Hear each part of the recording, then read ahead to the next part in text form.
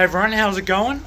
We're back. I am just wanting to film a little video today. Just something, because I asked on our Facebook group. If you're not a part of the Facebook group, I will leave it linked below. But I asked on the Facebook group if there was any specific things people wanted me to cover that we haven't perhaps had the chance to talk about just yet. And one of the things that a few people actually were quite interested in is they wanted to know about sumps. So what we're going to do is, I've got it here, I'm just going to walk you through the sump on this tank here and show you kind of why I've done what I've done, how it works, all that kind of thing. So yeah, this is our like counter display tank. So to put it all in a bit of context, this is like the walkway that comes through to the main, the main walkway, and then this is here like my desk is back there, and then this is, where you put your stuff, and then the FPOS machine and all, where people are buying stuff. But this is the tank, so this is like about 400 litres or so. It's like 1200 long by 450 deep by like 700 tall or something like that. So that's the main display sort of section of the aquarium. And then to get to the sun, we have to go around the back, and this is my desk here, and this is where it sits right here. So this is the actual sump itself.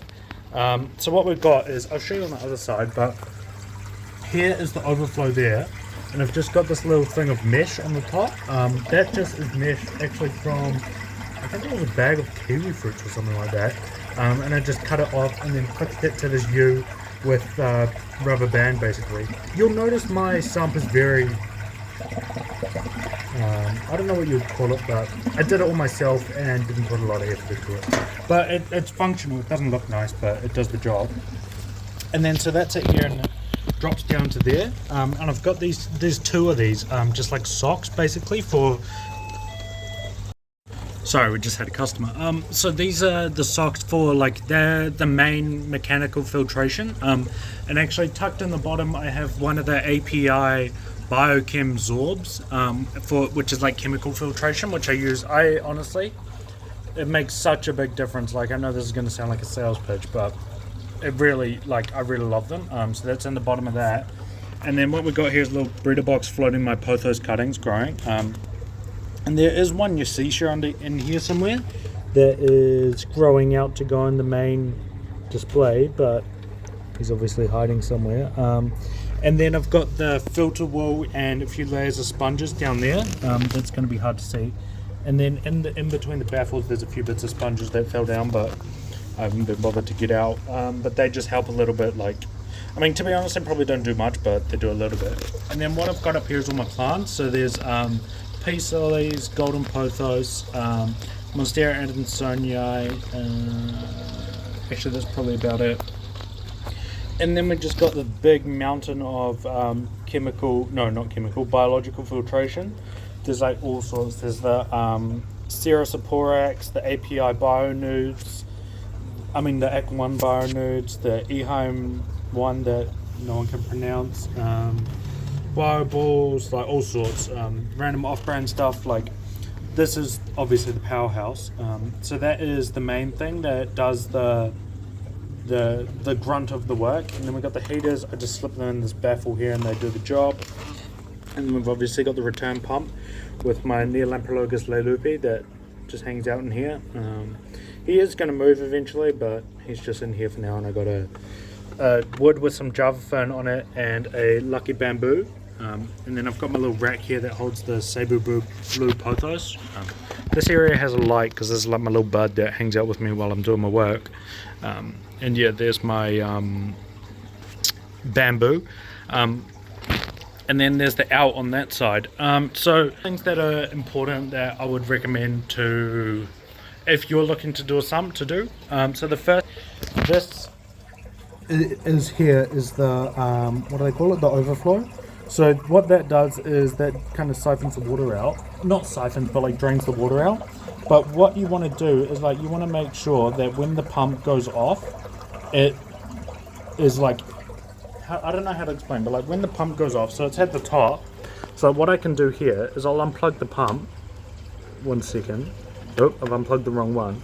So what you'll find is that water will only drain down to the top of that little elbow there. And then so what that means, because it's something a lot of people worry about, is like, oh, if the power goes off, won't it just flood?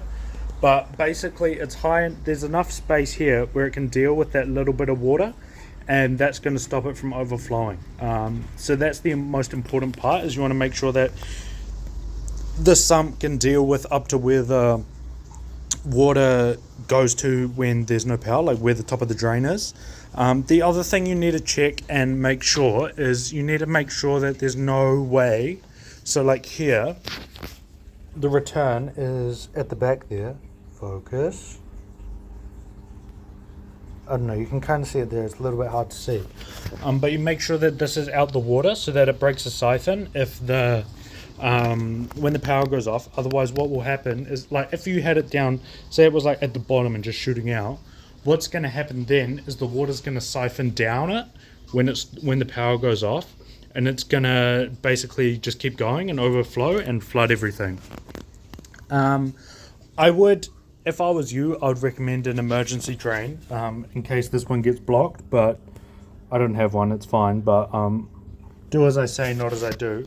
But I would definitely recommend having an emergency drain. That would be a really important thing.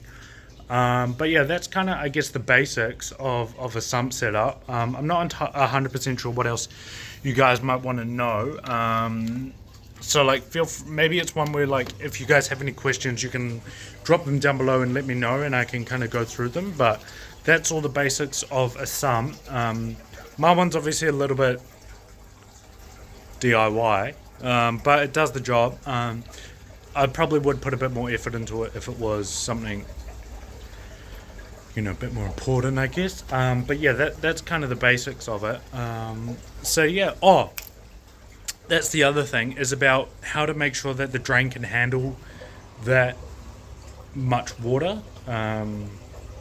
Basically, I just have a book that tells me, but there's a lot of resources. Like, if you go online, there's a lot of resources that tell you how wide the drain needs to be able to handle the water volume.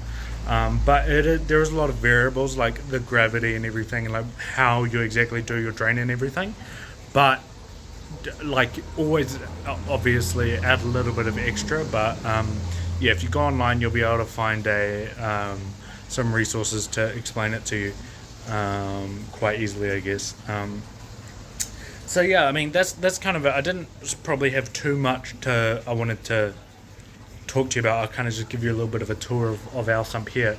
But if you want to know more about it, feel free to drop any questions you might have below.